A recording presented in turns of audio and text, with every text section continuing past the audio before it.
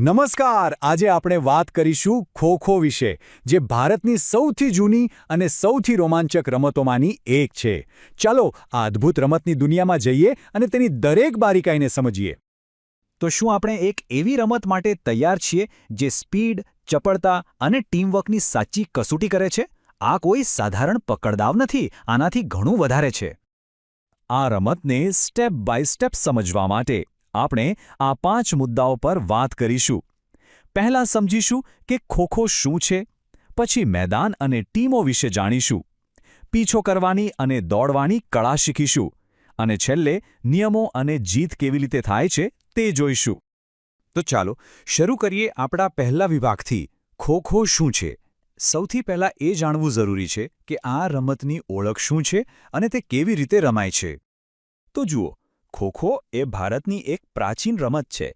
આમાં એક ટીમ પીછો કરે છે, જેને આપણે આક્રમણ કહી શકીએ, અને બીજી ટીમ દોડીને પોતાનો બચાવ કરે છે. આમાં માત્ર સ્પીડ જ નહીં, પણ જબરદસ્ત તાકાત અને સ્ટેમિનાની પણ જરૂર પડે છે. ખાસ કરીને ગુજરાત અને મહારાષ્ટ્ર જેવા રાજ્યોમાં તો આ રમત ખૂબ જ લોકપ્રિય છે. હવે વાત કરીએ વિભાગ 2ની, મેદાન અને ટીમો. કોઈપણ રમતને સમજવા માટે તેના મેદાન અને ખેલાડીઓ વિશે જાણવું ખૂબ જ જરૂરી છે.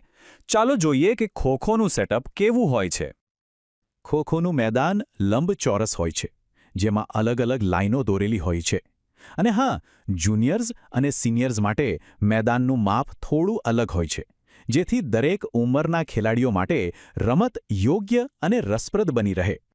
દરેક ટીમમાં ટોટલ 12 ખેલાડીઓ હોય છે, પણ મેદાનમાં એકસાથે ફક્ત 9 ખેલાડીઓ જ રમે છે. બાકીના 3 ખેલાડીઓ સબસ્ટિટ્યૂટ તરીકે હોય છે, જેમને જરૂર પડે મેદાનમાં ઉતારી શકાય છે. ખો-ખોની સૌથી સારી વાત એ છે કે આ બહુ જ સરળ રમત છે. આના માટે કોઈ મોંઘા સાધનોની જરૂર નથી. બસ 2 લાકડાના થાંભલા, એક મેજર ટેપ, વિસલ અને સ્કોરબોર્ડ. બસ આટલું જ. એટલે જ તો આ રમત ગામડાઓથી લઈને શહેરો સુધી એટલી બધી પ્રખ્યાત છે. ચાલો હવે આવીએ ત્રીજા વિભાગ પર, પીછો કરવાની કળા. અહીં આપણે ચેઝર્સ એટલે કે પીછો કરનાર ટીમની વાત કરીશું. એમનો એક જ ધ્યેય હોય છે, વિરોધી ટીમના ખેલાડીને આઉટ કરવો. પણ કેવી રીતે? ચાલો સમજીએ. ખો આપવી એ આ રમતનો સૌથી મહત્વનો ભાગ છે. આમાં એક ચેઝર જે દોડી રહ્યો છે, તે પોતાના બેઠેલા સાથી ખેલાડીની પીઠ પર હાથ મારીને ખો બોલે છે અને પોતાનો વારો તેને આપી દે છે. આનાથી પીછો કરવાની ગતિ સતત જળવાઈ રહે છે. પણ દરેક ખો એક સરખી નથી હોતી. એક હોય છે સામાન્ય ખો, જે સીધી સાદી હોય છે, અને બીજી છે જજમેન્ટ ખો.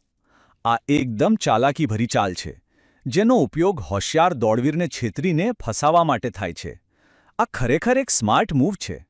ડુક અથવા પોસ્ટ ડાઇવ એ એકદમ એડવાન્સ કૌશલ્ય છે. આમાં ચેસર થાંભલાને પકડીને એટલી ઝડપથી પોતાની દિશા બદલે છે કે સામેવાળો ખેલાડી પણ ચક્રાઈ જાય. આ માટે ખૂબ જ સારું શારીરિક નિયંત્રણ અને ટાઈમિંગ જોઈએ. અને જ્યારે એ દોડવીર હાથમાં ન આવી રહ્યો હોય, ત્યારે ચેઝર ડાઇવ મારે છે. આ એક બહાદુરીભર્યો પ્રયાસ છે, જેમાં ખેલાડી હવામાં કૂદીને દોડવીરને પકડવાની કોશિશ કરે છે. આના માટે સાચે જ હિંમત જોઈએ. હવે જોઈએ સિક્કાની બીજી બાજુ, વિભાગ 4, દોડવાની કળા. અહીં આપણે રનર્સ એટલે કે દોડવીરોની વાત કરીશું.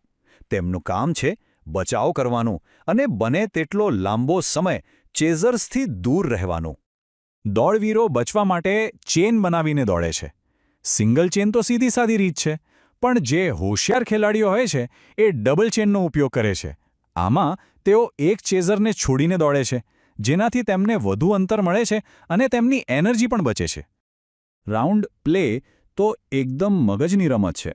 આમાં દોડવીર જાણી જોઈને ચેઝરને ખોટી દિશામાં દોડાવે છે અને પછી ફટાફટ પોતાની જગ્યાએ પાછો આવી જાય છે.